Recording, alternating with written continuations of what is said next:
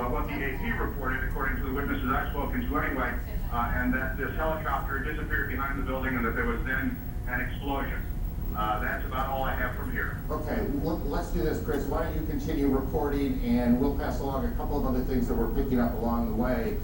Trading at the New York Stock Exchange. The Stock Exchange, as many of you probably know, but some of you don't, is in that part of Lower Manhattan, not quite as far down as the Trade Center, but it is in that part of Lower Manhattan, and trading has been suspended there. Bridges and tunnels coming into New York have been closed. That will create a whole different set of problems. We are also being told that the FAA has suspended takeoffs and landings, and I want to make sure I get this right, guys, that in at all airports around the country.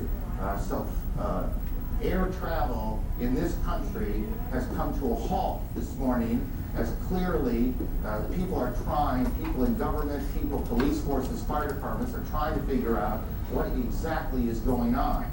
There are several now incidents that look, for all that we can tell, to be a major terrorist attack here in the United States.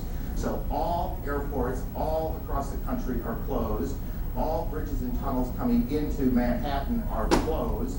The Pentagon has been evacuated, or is being evacuated. The White House is being evacuated. The president, who is in Sarasota today to make a speech on education, has spoken briefly to cameras and will shortly make his way back to Washington. They are checking out Air Force One now.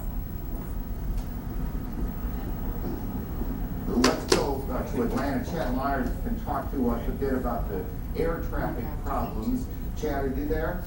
Aaron, yes, all of the airports across the country have been shut down. We started with Zone, New York, which includes Iceland, Newark, JFK, LaGuardia, all the way down to Philadelphia, and then IAH, Houston, and then San Francisco, and then LA. They were just falling like a deck of cards, and then all of a sudden the FAA just said, we're shutting down everything. All flights have been canceled for another 7 hours, which is about 5 o'clock. Eastern time, and then we'll reignite there, we'll take a look what's going on after that. The probability of extension, as they call that, is high, which means even after 5 o'clock, the airports may still be shut down. We'll keep watching it for you here from Atlanta. Chad, and if you don't know, just say you don't know.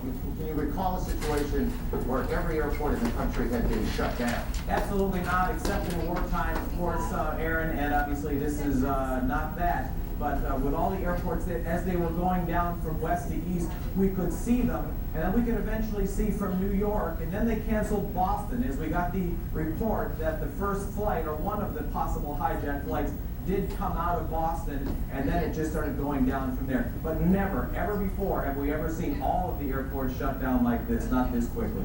Chad, thank you. Stay on this for a while. We'll get back to you. We know that many people are just joining us. We want to get everyone on the same page before we move on.